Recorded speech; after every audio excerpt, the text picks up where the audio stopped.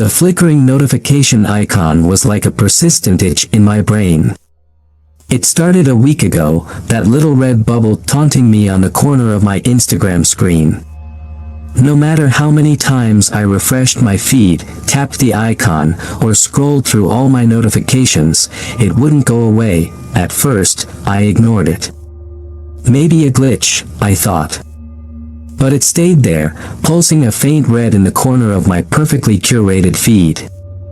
My curiosity, usually the driving force behind every like and follow, began to morph into something more sinister. One night, unable to resist any longer, I tapped the icon. The screen went dark for a beat before a single, grainy photo materialized. It wasn't a photo I recognized. A dark, blurry forest floor, the kind you see in those creepy missing person posters. A caption, written in a font I'd never seen before, scrolled slowly across the bottom. "They're looking for you." Panic clawed at my throat. I tried to delete the photo, but my finger wouldn't obey. It hovered over the like button instead. With a jolt, I slammed my phone down. My heart hammered against my ribs. Sleep, usually a welcome escape, was out of the question that night. The next morning, the notification was back. This time, the photo showed a mangled tree branch, its end sharpened to a deadly point. The caption read, "They're getting closer." A morbid fascination gnawed at me. Who was doing this? What did they want? The photos kept coming, each one more disturbing than the last. A muddy footprint, a single crimson drop on a decaying leaf. The captions grew more frantic. "They know where you are, there's nowhere to run." The worst part. The location tag.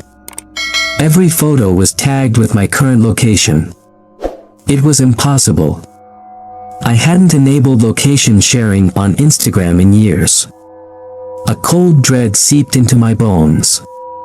This wasn't a prank. This was something else entirely. Desperate, I messaged my closest friend, Maya. "Maya," I typed frantically, "you need to see this."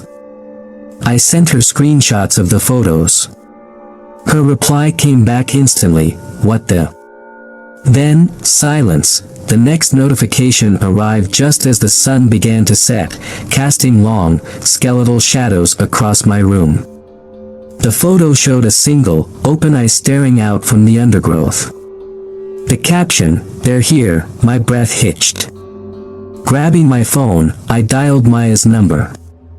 It rang once, twice, then a voicemail picked up. Panic swelled in my chest. I checked my Instagram again. A new message from Maya sat there. Just one word, "Run." Before I could even process it, the floorboards beneath my feet creaked. A shadow flickered at the edge of my vision. With a strangled cry, I scrambled back, knocking over a chair. Silence. Then, a soft tapping sound, like a fingernail against glass. My eyes darted to the window. It was cracked open, a sliver of moonlight cutting through the darkness. My heart hammered a frantic rhythm against my ribs.